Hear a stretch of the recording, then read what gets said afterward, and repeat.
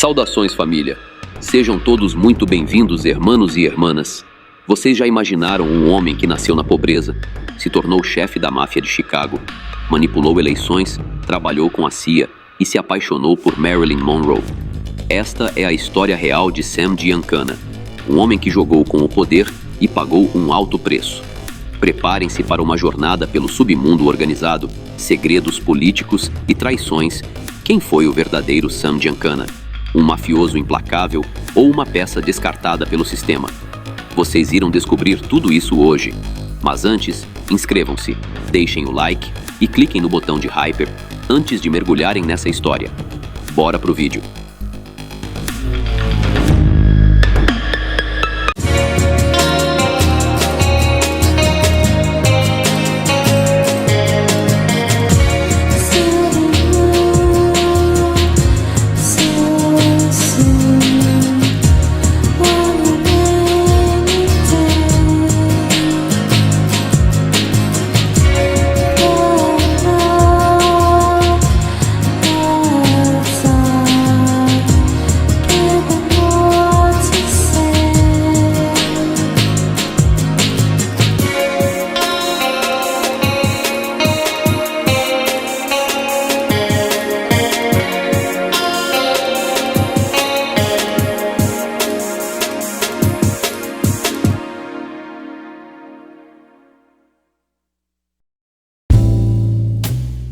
Ele nasceu em um bairro humilde de Chicago e acabou se envolvendo em tramas com a CIA.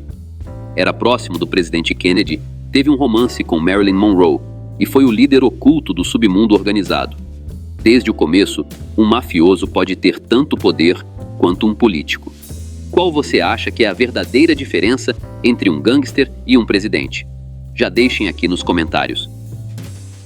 Sam Giancana veio ao mundo em 1908 em Chicago. Filho de imigrantes sicilianos, cresceu em Little Italy, um bairro definido pela pobreza, conflitos e a forte influência da máfia organizada.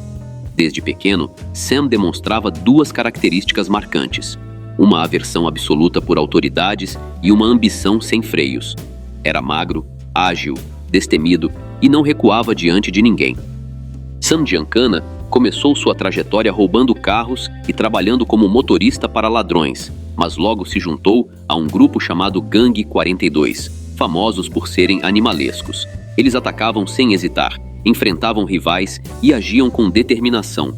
Foi ali que Sam aprendeu a regra das ruas: quem age primeiro, domina depois.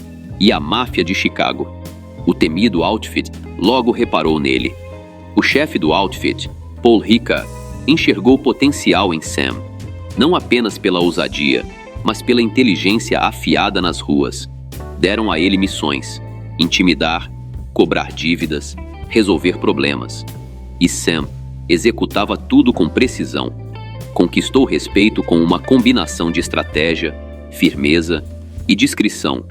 Assim, começou a subir na hierarquia e a prisão, que veio nos anos 40, abriu ainda mais portas. Preso por infrações menores, Sam não se abateu.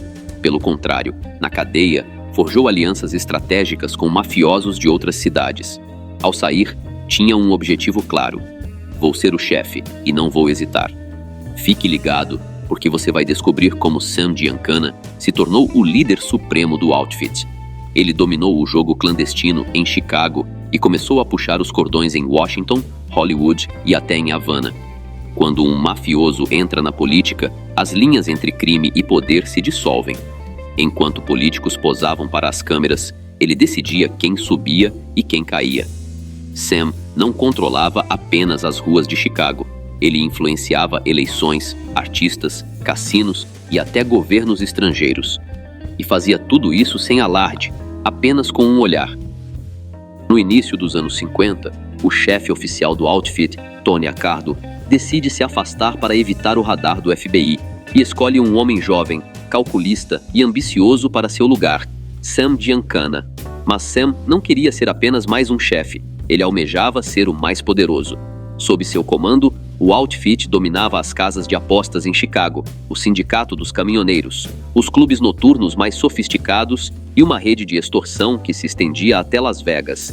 Sua riqueza crescia a passos largos E nem tudo era ilegal, porque Sam entendia algo que muitos mafiosos ignoravam. O segredo era misturar negócios legítimos com os ilícitos. Não satisfeito em controlar apenas o submundo, Sam começou a tecer alianças na política. Um de seus contatos mais notáveis foi Joseph Kennedy, pai de John F. Kennedy. Dizem, e isso nunca foi desmentido, que Sam ajudou o clã Kennedy a garantir votos em estados-chave como Illinois e Virgínia, usando sua influência.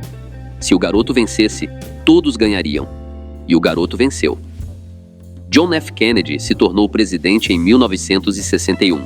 Com Kennedy na Casa Branca e a Guerra Fria no auge, a CIA queria eliminar Fidel Castro.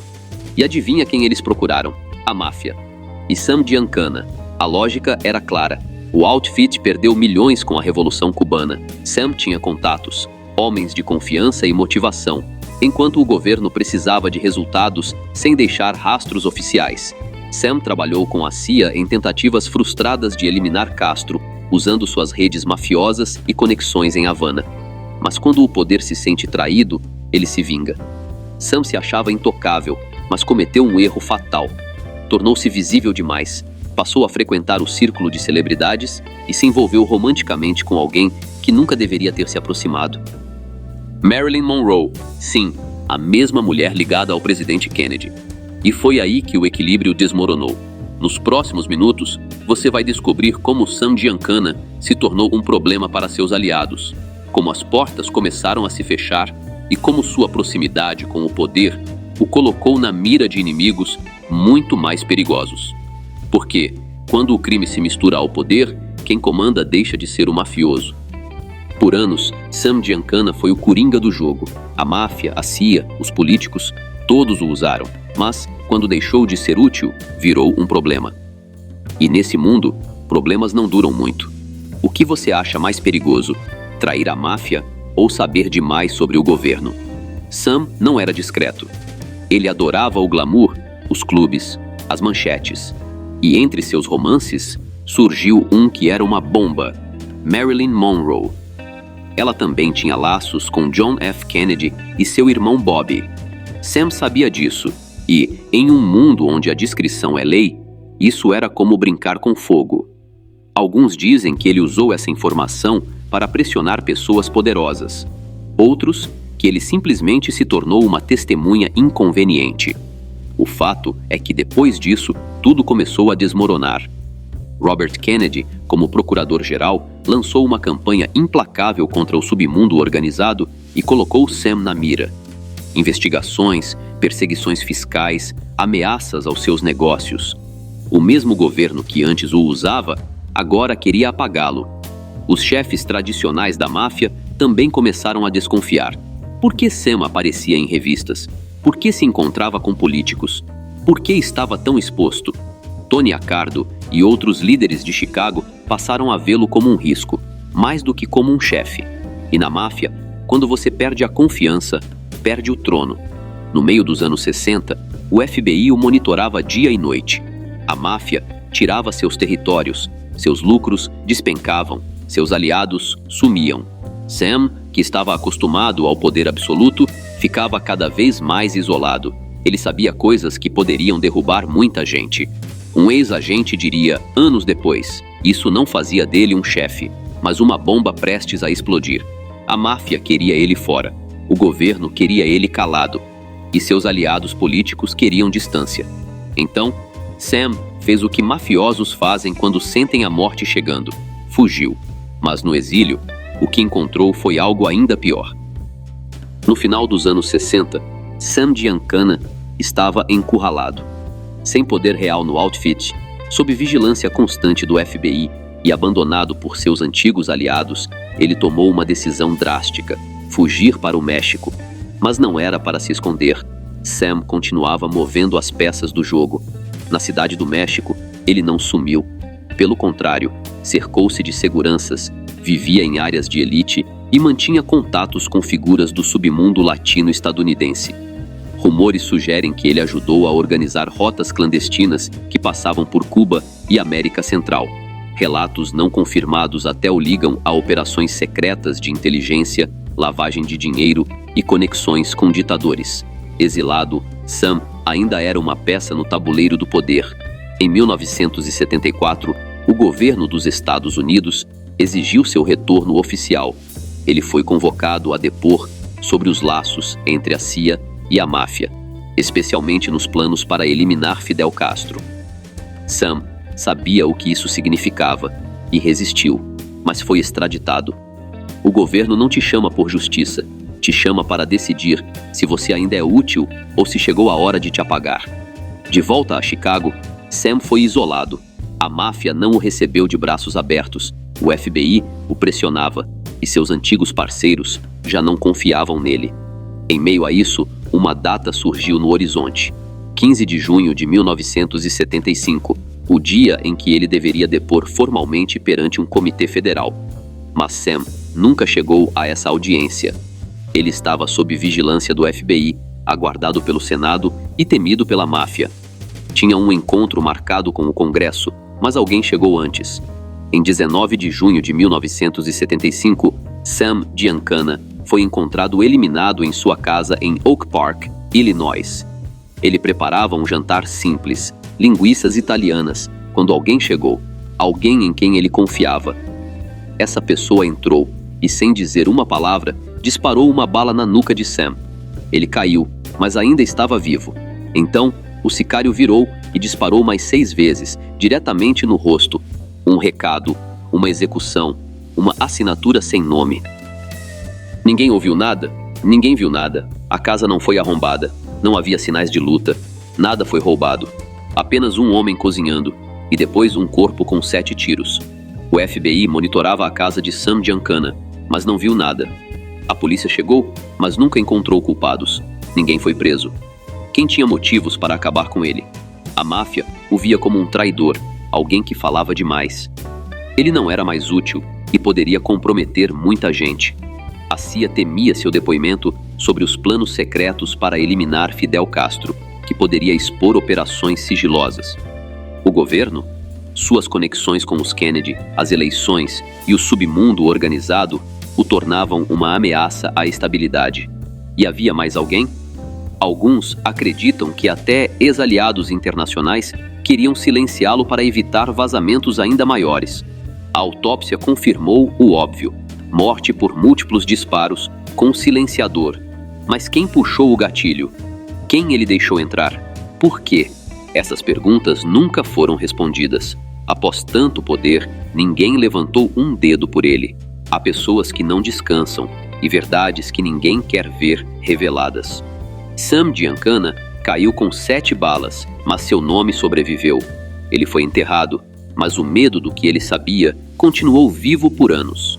Alguns corpos não encontram paz e outros seguem falando, mesmo do túmulo.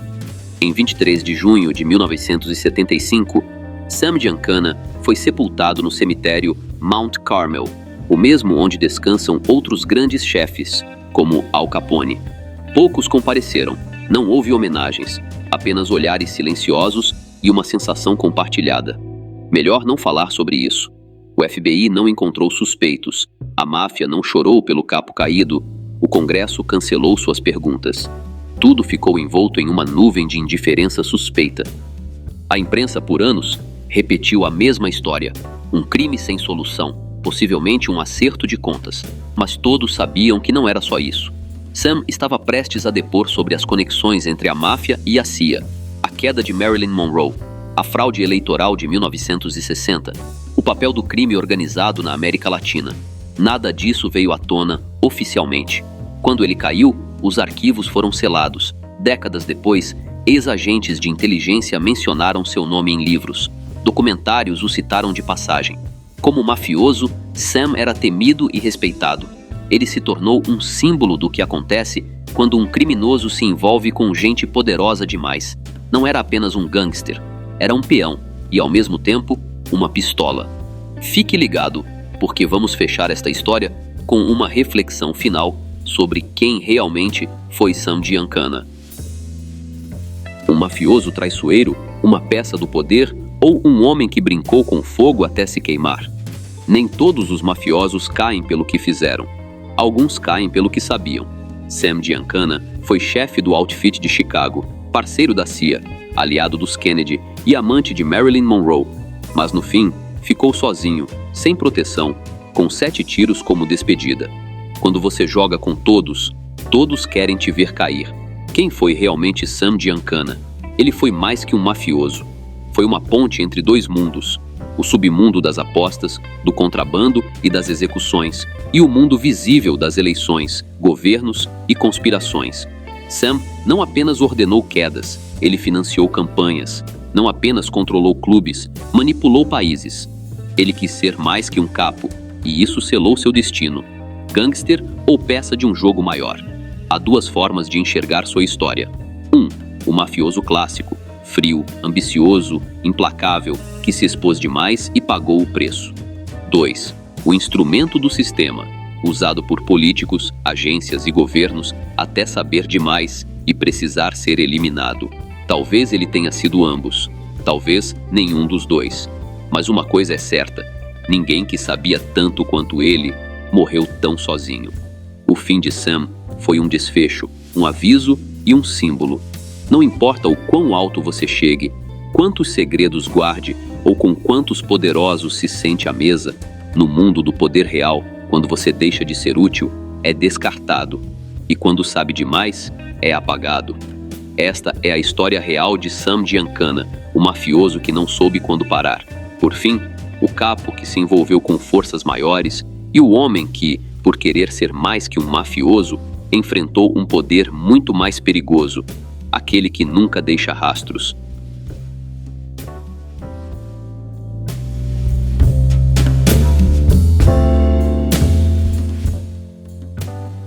Salve família!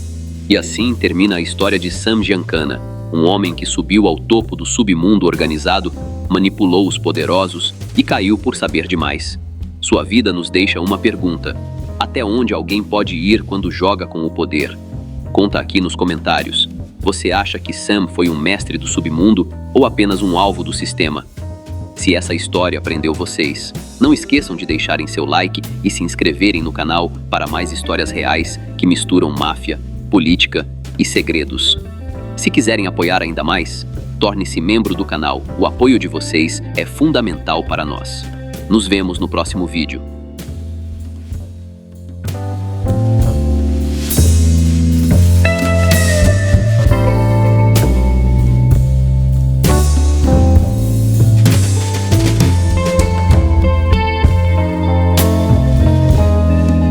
Galera, rapidinho, se vocês curtem o conteúdo aqui do canal e querem dar aquela força sem gastar nada a mais por isso, prestem atenção nessa dica. Sempre que vocês comprarem qualquer coisa na Amazon, seja um livro, fone, celular ou até um cabo USB, usem o meu link de afiliado que está aqui na descrição. Quando você compra por lá, a Amazon me paga uma pequena comissão, sem mudar absolutamente nada no valor da sua compra. É uma forma simples e gratuita de apoiar o canal. E você ainda garante os produtos que já ia comprar. Então já sabe, né? Clicou no link da descrição antes de comprar. Você já está ajudando. Valeu demais!